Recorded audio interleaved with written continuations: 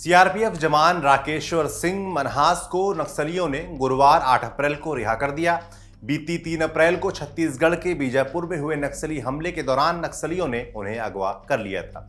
इसके 6 दिन बाद राकेश्वर सिंह को सैकड़ों ग्रामीणों की मौजूदगी में कुछ अन्य लोगों के साथ छोड़ दिया गया। अब इस खुशखबरी को लेकर हर पल नए अपडेट्स आ रहे हैं। चलिए आपको बताते हैं कि कैसे राकेश्वर सिंह मनहास की रिहाई सुनिश्चित करवाई गई। बस्तर के गांधी कहे जाने वाले पद्मश्री धर्मपाल सैनी की राकेश्वर सिंह मनहास की रिहाई में सबसे बड़ी भूमिका मानी जा रही है। धर्मपाल सैनी को 6 अप्रैल की शाम पुलिस प्रशासन का फोन गया और उनसे जवान को छुड़ाने के लिए मध्यस्थता करने की रिक्वेस्ट की गई। 91 साल के धर्मपाल सैनी का जो इतिहास रहा है उससे साफ था कि उन्हें जवान को छुड़ाने में पुलिस प्रशासन की सहायता करने में कोई गुरेज नहीं होगा। वो गोंडवाना समाज के अध्यक्ष सहित एक महिला सदस्य को लेकर शाम को जगदलपुर से बीजापुर जिले के लिए निकले। मध्य रात्रि यानी कि 6 और 7 अप्रैल की दरमियानी रात के करीब वो तरमेम थाने पहुंचे और रात वहीं बिताई। 7 अप्रैल को वो बीजापुर के पत्रकारों के साथ नक्सलियों द्वारा आयोजित जन अदालत में निकल पड़े। जन अदालत के बारे में धर्मपाल सैनी ने बताया, नक्सलियों द्वारा लगाई गई जन अदालत में सिर्फ 13 से 28 साल तक के युवा ही नजर आ रहे थे। आसपास के 20 गांव के लोग इस जन अदालत में बुलाए गए थे। उनके सामने ही सभी लोगों से महिला नक्सली कमांडर ने जवान को छोड़े जाने की पेशकश की। इक्का दुक्का लोगों को छोड़कर लगभग सभी ने जवान को छोड़े जाने पर हामी भरी।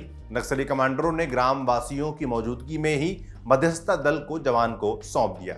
आज तक के अनुसार पद्मश्री धर्मपाल सैनी ने बताया कि नक्सलियों ने राकेश्वर सिंह मनहास को छोड़ने के एवज में सिर्फ एक शर्त रखी थी कि अब जब जवान अपने घर परिवार के बीच पहुंच जाएं तो उस मिलन की एक तस्वीर उन्हें चाहिए। नक्सलियों ने धर्मपाल सैनी से यह भी कहा कि हम जवान को तो सकुशल छोड़ रहे हैं, लेकिन सरकार को भी चाहिए कि नक्सली मामलों में वर्षों से जिलों में बंद आदिवासियों को भी सरकार छोड़ने पर विचार करे। नक्सलियों की जन अदालत समाप्त होने के बाद धर्मपाल सैनी पत्रकार और छुड़ाकर लाए गए जवान तरमेम थाने आए और फिर राकेश्वर सिंह मनहास को बासागुड़ा बेस कैंप में सौंप दिया गया। धर्मपाल सैनी के नेतृत्व में बीजापुर जिले के पत्रकार साथी भी शामिल थे। वही धर्मपाल सैनी को उस स्थान पर लेकर गए जहां नक्सलियों ने जन अदालत लगाने की सूचना दी थी।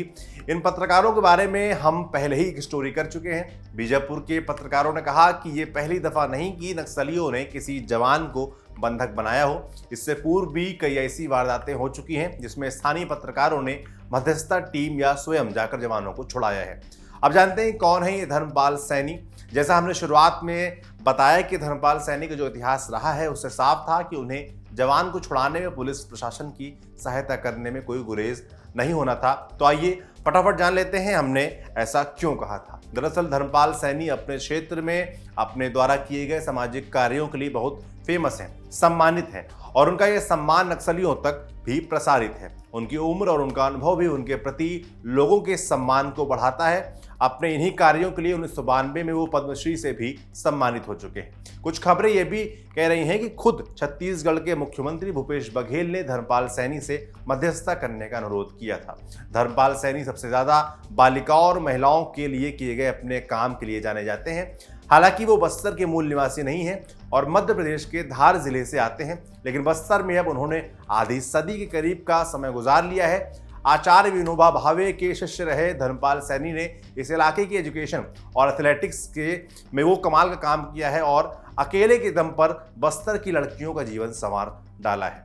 आपके लिए जानकारी लाए थे हमारे साथी दर्पण। देखते रहिए दी लल्लन टॉप।